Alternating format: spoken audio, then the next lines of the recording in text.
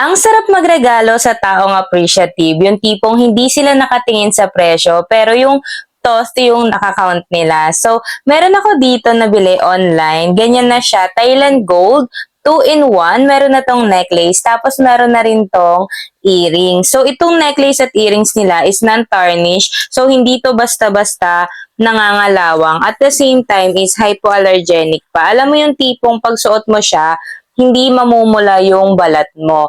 Naaalala ko nga nung magjowa pa lang kami ng asawa ko or mag-boyfriend, girlfriend pa lang kami ng asawa ko.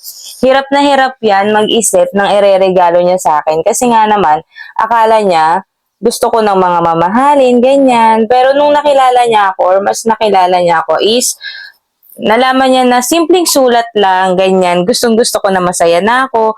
Yung tipong, mas nakakount ko yung effort, yung thought mismo na, ay naisip ako o naalala ko ng tao na to. Kaya kung ikaw, halimbawa, hindi pa ganun kalaki yung budget mo para magbigay ng regalo, okay lang yun. Kasi for sure, ma-appreciate yun ng taong tunay na nagmamahal sa'yo.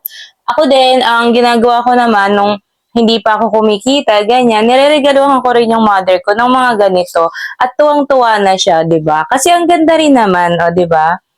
Tsaka nakakatuwa kapagka na-appreciate nila nang hindi sila nakatingin sa presyo. Kaya kung gusto mo ng perfect gift, yung tipong maa-appreciate ng pagbibigyan mo, try mo 'tong nakita ko online.